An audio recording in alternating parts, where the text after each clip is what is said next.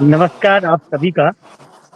जैसा कि आप जानते हैं कि आज हम हरेला वन संवाद के तहत आज आपके बीच में हैं। आज हमारे जो अतिथि हैं दयासागर दसवाना जी हैं, जितेंद्र जी हैं। पहले तो आप सबका स्वागत है जितेंद्र जी और दसवाना जी। आप ग्राहक के लाइव में आए हैं।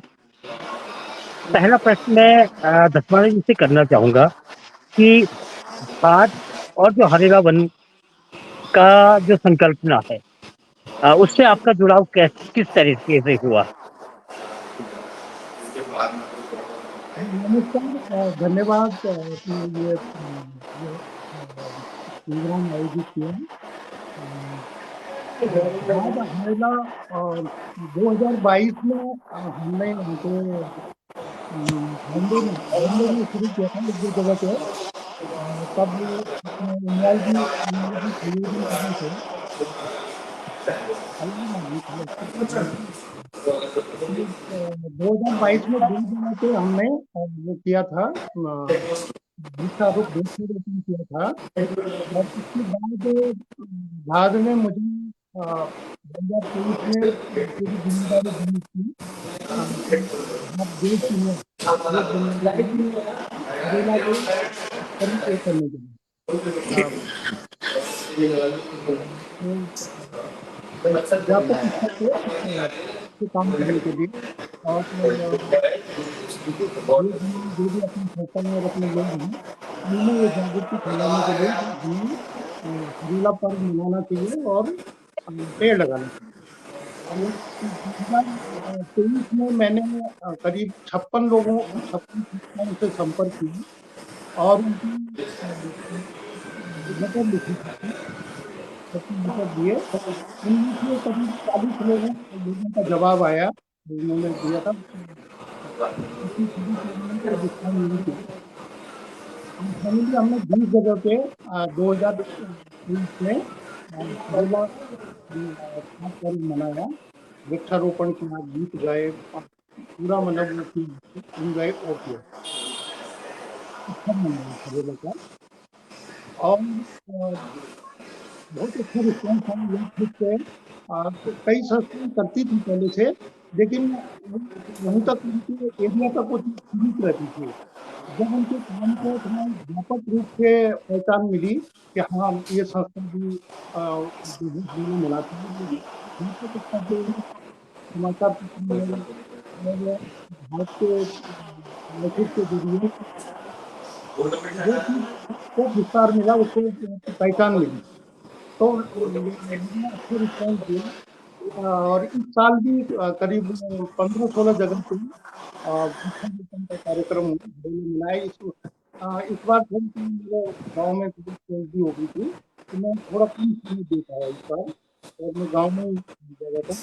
लेकिन फिर भी जितना समय मिला मैं लोगों से बात करता रहा और 15-16 जगह पे हरेला का कार्यक्रम किया। लोगों को भी अच्छा लगता है। अभी तो पर्व हमारा ये उत्तराखंड का है, लेकिन अभी एक बाकी लोगों में भी बाकी लोगों में भी इससे परिचय हुआ, तो इसमें अभी एक अच्छा प्रकृति का पर्व मनाते हैं, पेड़ लगाते हैं, उसको वो करते हैं, पूजा करते हैं। तो बाकी लोगों में भी वो एक मैसेज गया। और जैसे बॉम्बे दिल्ली में हम कर रहे हैं, तो बाकी लोग देखते हैं, ये उनका बाकी समाज के लोग हैं वो भी देखते हैं कि यार ये लोग इस तरह से एक अच्छा काम कर। मतलब ये ग्लोबल, पूरी दुनिया में ग्लोबल वार्मिंग समस्या है। सभी लोग इससे जूझ रहे हैं। और इस साल कितनी गर्मी थी, शहरों में तो देहरादून और गाँव तक भी इतनी गर्मी हुई है इस बार। तो अभी लोगों को इसका महत्व ज्यादा समझ में आने लग गया है कि हाँ ये चीज करनी जरूरी है। तो इसमें पेड़ लगाना, पेड़ का संरक्षण, और इसमें ये जो पेड़ नहीं लगते, ये भी जागरूकता होनी चाहिए कि विकास के नाम पे पेड़ों का कटान अभी वो भी लोगों के अंदर जागृति कर रहे हैं लोग। ये भारत हरेला के कार्यक्रम के तहत इसमें भी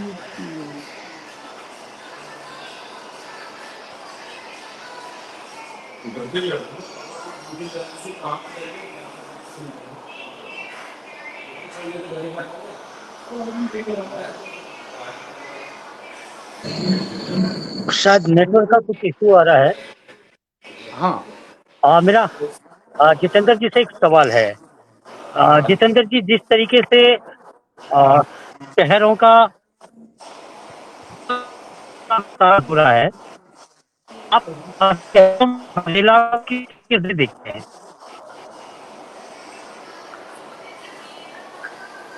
आपकी वॉइस नहीं आ रही सर, आवाज नहीं आ रही जितेंद्र जी, आपकी। रिपीट करेंगे सर एक बार? जितेंद्र जी, आपसे ये पूछना चाह रहा था, जिस तरीके से शहरों का लगातार विस्तार हो रहा है और शहरों के अंदर भी जो पेड़ों की संख्या है लगातार कम होती जा रही है, इस परिप्रेक्ष्य में आप हरेला जो अभियान है उसको किस तरीके से देखते हैं? सर सर्वप्रथम तो मैं आपको नमस्कार करता हूं और आदरणीय बड़े भाई धसमाना जी को भी नमस्कार करता हूं। और आपको सर मैं बधाई देता हूं कि धात जो हरेला के ऊपर जो कार्य कर रही है, उत्तराखंडी नहीं, देशी नहीं, बल्कि विदेशों में भी अपना परचम लहरा रही है और पर्यावरण के प्रति जो आज की पीढ़ी और युवाओं को जो जागरूक कर रही है, उसके लिए आप धन्यवाद के पात्र हैं। और मैं भी आपके धात से करीबन 2-3 साल से जुड़ा हूँ, देखता रहता हूँ। और धसमाना जी हमें धात के बारे में, हरेला के बारे में समय समय पर गाइड करते रहते हैं। तो हम सर गाजियाबाद में हैं, पिछले 4-5 सालों से हम लोग भी इसके ऊपर कार्य कर रहे हैं। तो शहरों के लिए तो सर अब पेड़ों की बात जहाँ तक है, तो फिर पेड़ अब चाहे उसको पहाड़ से लेके ले लो या शहरों के लिए लेकर ले लो। अब आजकल क्या है कि देखो, पेड़ तो हर कोई लगा रहा है सर। हरेला के उपलक्ष्य में पेड़ तो लगा लेते हैं, लेकिन पेड़ लगाना ही जरूरी नहीं है, उसका संरक्षण भी बहुत जरूरी है। तभी ये सफल हो पाएगा शहरों में भी।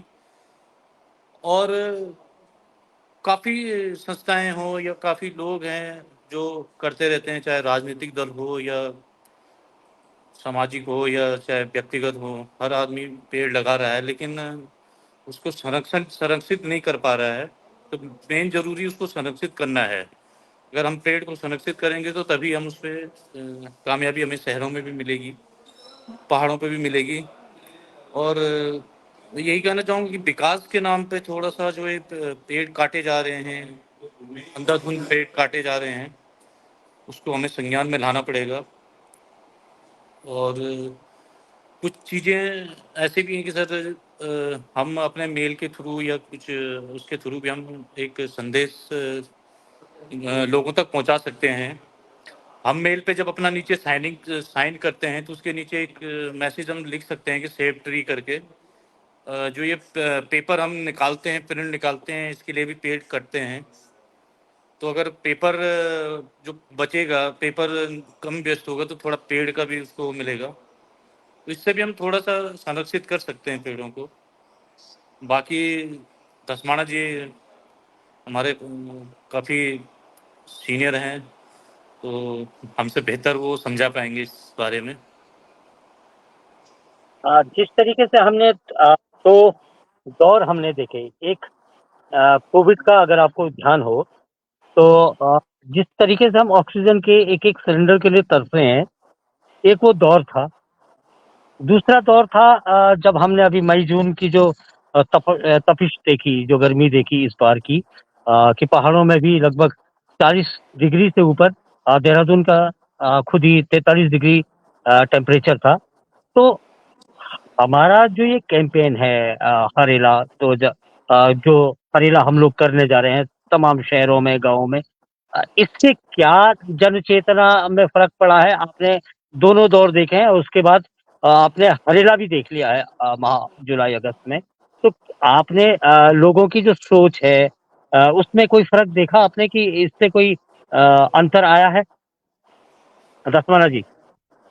हाँ, जरूर आया सर, लेकिन उतनी जागृति नहीं है। हमारे लोग जो है उदासीन है इस मैटर पे। कई संस्थाओं में कई लोगों को मैं बात करता रहता हूँ, उनको बोलता हूँ ये करना है, लेकिन वो बोलते अच्छा अच्छा, मतलब टालने के लिए बोल देते हैं और बहुत उदासीन है।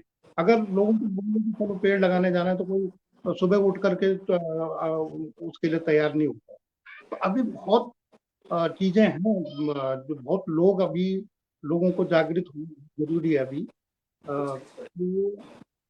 लेकिन काफी लोग हुए हैं, उसका प्रभाव पड़ा है, तो धीरे धीरे होगा, लेकिन हो रहा है, उसका प्रभाव हो रहा है लोगों में, और लोग इसके प्रति जागरूक भी हैं, जागरूक हो रहे हैं और कर भी रहे हैं, खुद से भी कर रहे हैं।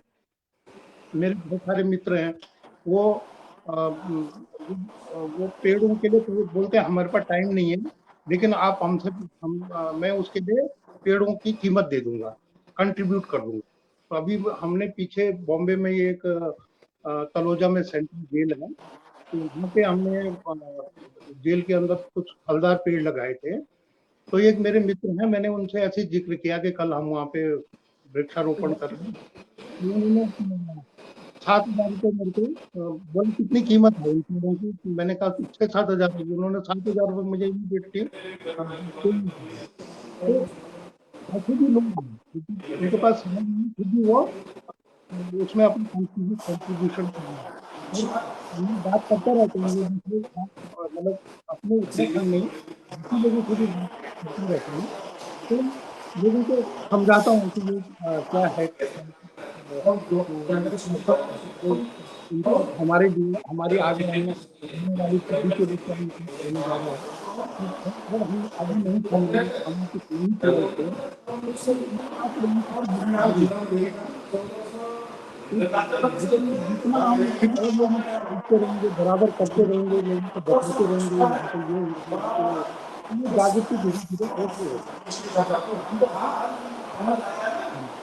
आज जितेंद्र जी, मैं आपसे एक सवाल पूछना चाहूँगा कि जी जिस तरीके से हरेला आपने पूरे महीने भर देखा होगा, आपने सुना होगा, अखबारों में भी पढ़ा होगा, व्यावहारिकता में और जो वास्तविकता है, उसमें कितना अंतर आपको दिखाई देता है लोगों की सोच में? एक तो होता है कि केवल पेड़ लगाना, कि हमने हरेला में पेड़ लगाया, और दूसरा उस पौधारोपण के कार्य को 2-3 साल तक लगातार उस पेड़ को पालना, पोसना, बड़ा करना, ताकि वो पेड़ हमारे जो पौधा हमने लगाया, वो कल के दिन हमारे सामने वृक्ष के रूप में आ सके। तो क्या व्यावहारिकता में आपको क्या देखने को मिलता है?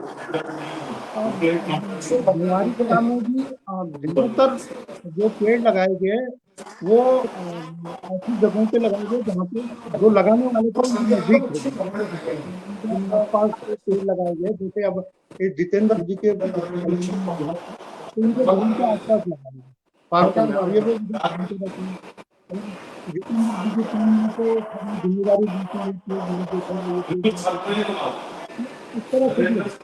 मैं एक एग्जाम्पल बताता हूँ आपको, कि यहाँ पे कन्नौज में अदाई हिल्स है। अदाई हिल में मैंने काफी ऊंचाई पे पेड़ लगाए थे। तो इस साल सूखा हुआ मतलब पानी वानी वहाँ पे जो नाले थे, उन नालों से तो वो नमी रहती थी जमीन में, तो नाले सूख गए। तो हमने 2-3 खंड जा करके पूरी टीम ने नीचे से पानी ले जा करके, नीचे से बाल्टी में उसमें पानी ले जा करके उन पेड़ों को वो किया, अलग तरीके से किया। तो ये जो वहीं के लोगों ने बताया कि यहाँ पे पेड़ थे, हम लोग घूमने जाते थे, तो जो कोऑर्डिनेटर है वहाँ पे, तो वो हमेशा वहाँ पे देखते रहते हैं। ऐसे ही बाकी जगह जहाँ जहाँ भी वृक्षारोपण हुआ है, वो सब जो है वो आसपास वाले लोगों की निगरानी में है। और वो जाते जब यहाँ पे ध्यान देना हुआ तो ध्यान देना, जो हमारे कोऑर्डिनेटर हैं, तो वो उन्होंने मुझे पिछले साल के पेड़ दिखाए कि ये हमने पिछले साल पेड़ लगाए थे, ये सब जो है जीवित है। तो इस तरह से वो भी है, ये लोगों को खाली फोटो खिंचाने के लिए और उसके लिए नहीं है।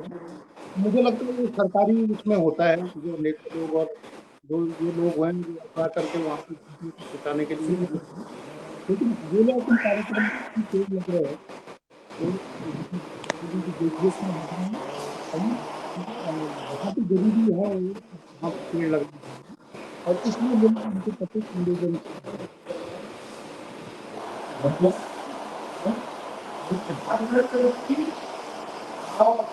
दसवां जी आपकी आवाज़ थोड़ा साफ नहीं आ पा रही है, तो कोशिश कीजिए कि थोड़ा सा वॉइस थोड़ा क्लियर हो जाए। यही सवाल मेरा जितेंद्र जी से भी है कि जितेंद्र जी जो वास्तविकता है कि आप किस तरीके से देखते हैं कि लोगों का जो पौधारोपण का अ, एक तो होता है दिखावे के लिए, एक होता है वास्तविक रूप से काम करने के लिए। तो आप किस तरीके से इसको देखते हैं कि अभी आपने हरियाणा में देखा होगा लोग पेड़ के पेड़ लेके जा रहे थे, लेकिन वास्तविक रूप में उन पेड़ों का संरक्षण, संवर्धन क्या वो लोग कर पाएँगे या नहीं? सर पहले मैं ये तो कह नहीं सकता कि लोग कर पाएँगे या नहीं, क्योंकि आपकी ऐसा आवाज़ भी नहीं है। थोड़ा साफ नहीं आ रही है और जितेंद्र जी। अ, मुझे आ रही है तो आपको क्यों आपकी उसमें कुछ वो है?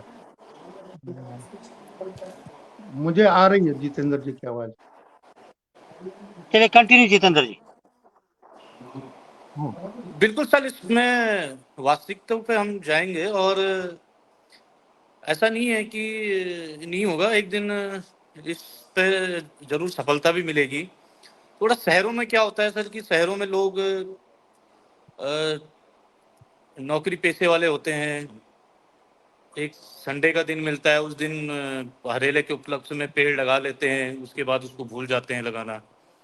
लेकिन मैंने अभी जैसे पूर्व में भी कहा था कि पेड़ लगाना उतना ही ज़रूरी है कि जितना बच्चे पालना। तो इसीलिए पेड़ लगाना है तो फिर उसको संरक्षित भी करना है, तभी उस पेड़ लगाने का फ़ायदा है। और ये वास्तविकता सभी को समझनी होगी, तभी हम इस पे सफलता में मिलेगी। और हरेला की मुहिम जो आप लोग चला रहे हैं इतने सालों से, ऐसा नहीं है कि वो रंग नहीं ला रही है, वो बिल्कुल रंग भी ला रही है और उसमें सफलता भी मिल रही है, लेकिन अभी थोड़ा कम है, लेकिन ठीक है, धीरे-धीरे बहुत बेहतरीन इस पे सफलता मिलेगी। और हम भी प्रयास कर रहे हैं कि हम दिखावे पे न जाके बिल्कुल वास्तविकता हकीकत में उस पे जाएँगे, और हम यही कर रहे हैं पिछले 3-4 सालों से कि जिस पेड़ को हम लगा रहे हैं, उसको संरक्षित कर रहे हैं उसको। धन्यवाद जितेंद्र जी। दसवाना जी आपने पहाड़ का मौसम भी देखा है, दिल्ली का भी आपने देखा है, बॉम्बे का भी आपने देखा है। जिस तरीके से पूरा परिवर्तन पिछले 2-3 सालों में मौसम में देखने को मिल रहा है, क्या ये जो हमारा जो हरेला जो अभियान है इससे उस पर कोई फ़र्क पड़ा है या पड़ेगा? जो वेदर पैटर्न लगभग बदल रहा है? हाँ, पेड़ लगाएँगे तो उसपे मौसम पे फ़र्क पड़ेगा। अ, ये करते रहेंगे, वृक्षारोपण करेंगे तो ज़रूर पड़ेगा फ़र्क पड़ेगा इसमें।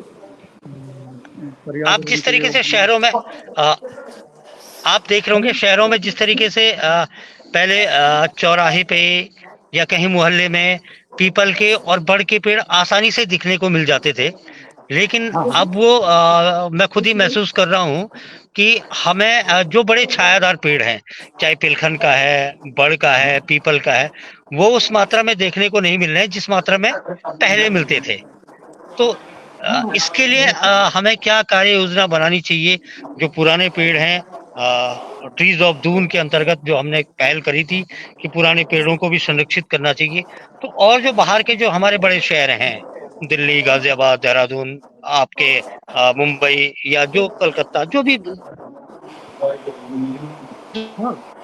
अ, दूसरे शहर हैं, इसको क्या हम ऐसी कार्य योजना बनाएँ कि ये जो हमारे छायादार पेड़ हैं, जो हमारे पर्यावरण को संरक्षित भी करते हैं, इनको कैसे हम लोग बचा सकते हैं और क्या हम कार्य योजना बनाएँ?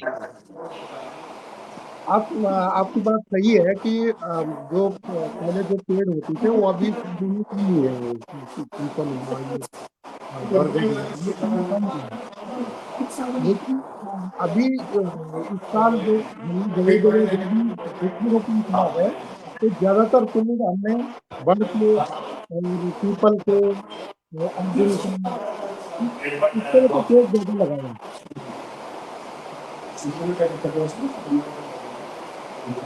धन्यवाद असमाना जी। जितेंद्र जी,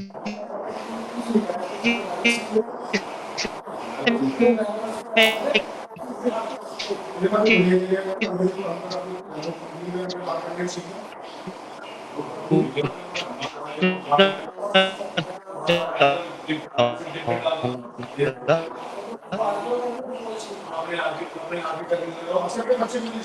कि आपका वॉइस क्लियर नहीं आ रहा है, अ, शायद आपने पहाड़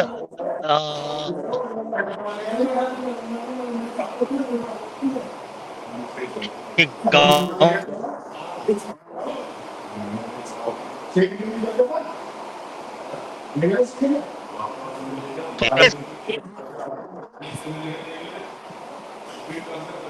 आपका वॉइस क्लियर नहीं जी है, आपकी वॉइस ब्रेक हो रही है सर। चंद्र जी, आपने मेरी तो आवाज को सुनाई सुना? नहीं दिया, सर नहीं आपकी आया वॉइस कुछ। ब्रेक हो रही है, आवाज नहीं आ रही है आपकी। हाँ, जितेंद्र जी, मैं कह रहा हूँ आपने अपने आपने पहाड़ का जीवन जिया है। आपने पहाड़ के जंगलों को भी देखा है, जो पूरा कैसे बढ़ाएं इस हरेला वन के अंतर्गत।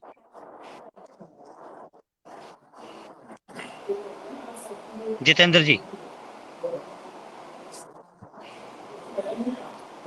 क्या आपको मेरा प्रश्न सर सुनाई देखिए दिया? पहाड़,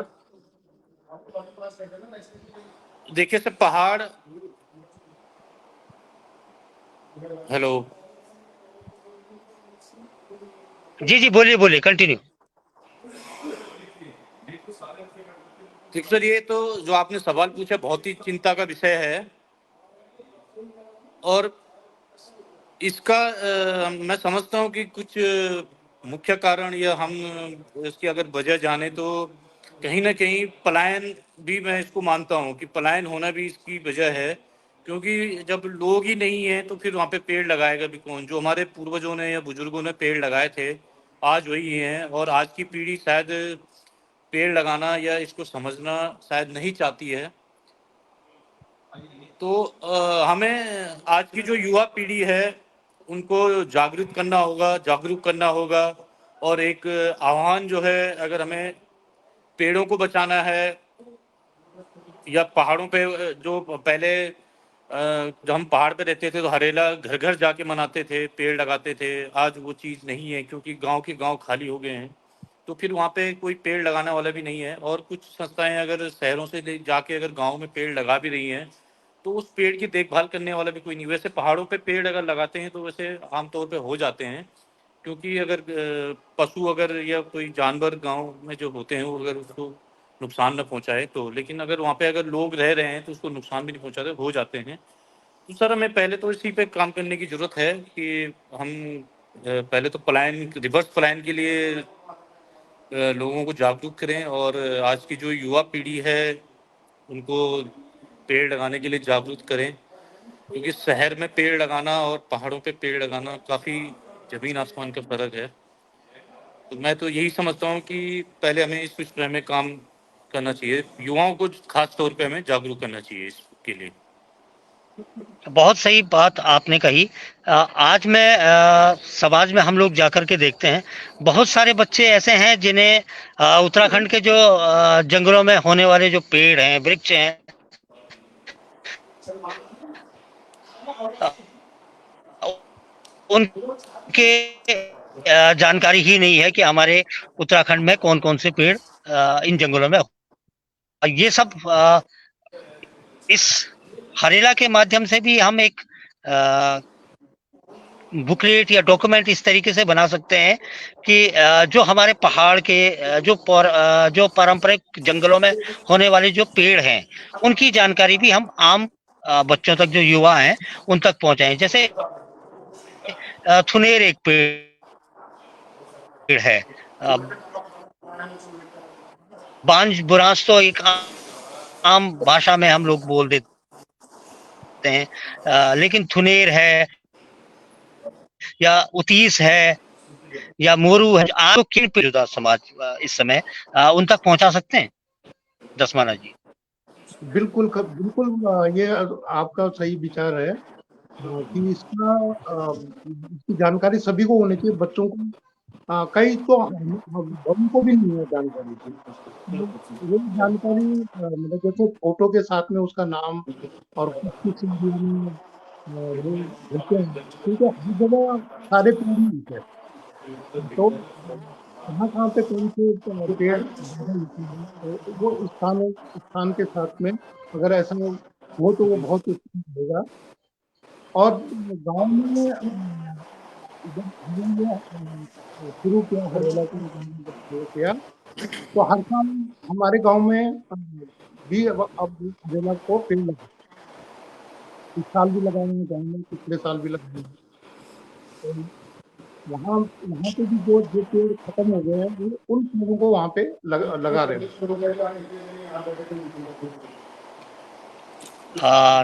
धन्यवाद दसमाना जी। मेरा जितेंद्र जी से एक सवाल है कि जो धात की जो पहल है, इसमें और लोगों को कैसे जोड़ा जाए, और जो वर्ष भर की जो एक्टिविटीज है, हम क्या करें कि हम साल भर पेड़ लगाने का तो एक निश्चित समय है कि आप बरसात के समय ही पेड़ों को लगाया जाए, लेकिन और हम क्या कर सकते हैं कि जो पेड़ों के प्रति लोगों का लगाव बढ़े, प्रकृति के प्रति लोगों की समझ बढ़े, ऐसा हम क्या करें कि लोग हमारी इस कैंपेन से वर्ष भर जुड़े रहें?